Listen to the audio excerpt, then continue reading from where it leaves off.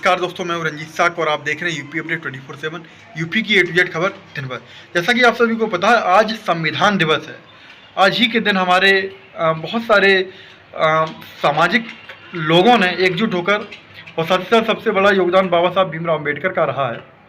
ऐसे बहुत सारे महान लोगों ने हमारे संविधान को बनाकर तैयार किया था। तो आज ही के दिन पूरे विश्व लेवल पर जो है संविधान दिवस मनाया जाता है। तो मैं बता दूं आपको, आज हमारे लखनऊ के अंदर बहुत बड़ा कार्यक्रम जो है संविधान दिवस का किया गया। उसमें माननीय योगी आदित्यनाथ के साथ साथ दोनों डिप्टी सीएम भी रहे।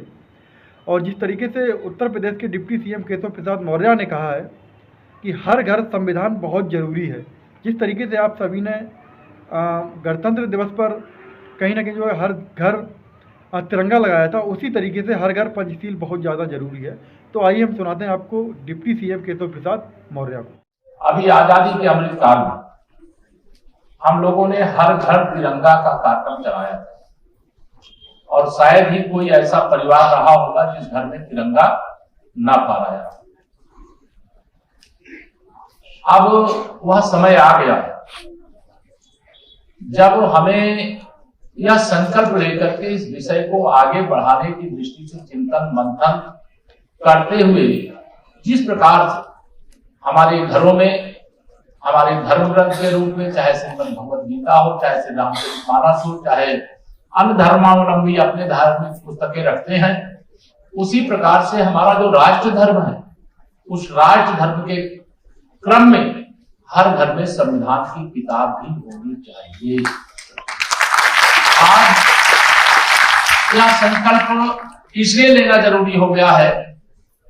अभी हमारे उप मुख्यमंत्री जी ने बहुत सारी चर्चाएं की है, मैं उसे दोहराना नहीं चाहूंगा, लेकिन भारत के संविधान को और भारत को अब विश्व की कोई ताकत ऐसी नहीं है कि उसे खत्म कर सके। दुष्प्रचार करने वालों को, मैं ये राजनीतिक दिन नहीं है, आज बाबा साहब के लिए समर्पित दिन है। अगर आज केशव प्रसाद मौर्य उत्तर प्रदेश के उप मुख्यमंत्री के रूप में यहां पर खड़ा है तो भारत के संविधान के कारण से खड़ा है। बाबा साहब की अगुवाई में जो संविधान बना उसके कारण।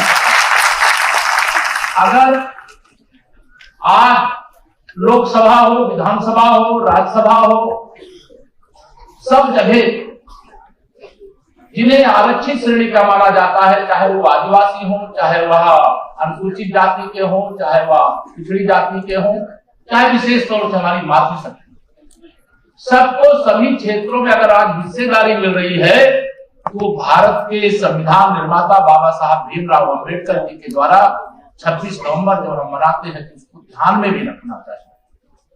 अगर आज ओबीसी आयोग को संवैधानिक दर्जा प्राप्त हुआ है तो भारत के संविधान के कारण से प्राप्त हुआ।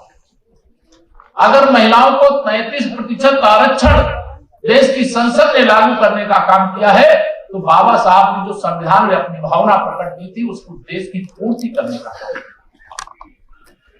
अगर आज देश की महामहिम राष्ट्रपति आदरणीय द्रौपदी मुर्मू जी प्रथम नागरिक के रूप में देश का नेतृत्व कर रही हैं, तो भारत के संविधान की शक्ति है, बाबा साहब का आशीर्वाद है।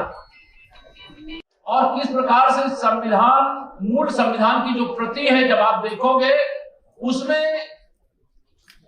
चाहे वह भगवान श्री राम दरबार हो, चाहे भगवान श्री कृष्ण के द्वारा गीता का दिया जा रहा उपदेश हो, चाहे भगवान तथागत बुद्ध हो, चाहे सम्राट अशोक हो, यह सबके चित्र आप जब निकालेंगे, मूल प्रति देखेंगे तो वह सब कुछ आपको उसके अंदर मिल जाएगा। मैं आप सबका आह्वान करूंगा कि चूंकि आज 26 नवंबर है, हम संविधान दिवस मना रहे हैं, यह औपचारिकता बनकर के न रह जाए। जैसे 15 अगस्त को हम हर घर तिरंगा फहरा करके एक राष्ट्रभक्ति का जनद्वार पूरे भारत में उमड़ पड़ा था, कश्मीर से लेकर के कन्याकुमारी तक हर घर में तिरंगा लहरा रहा था।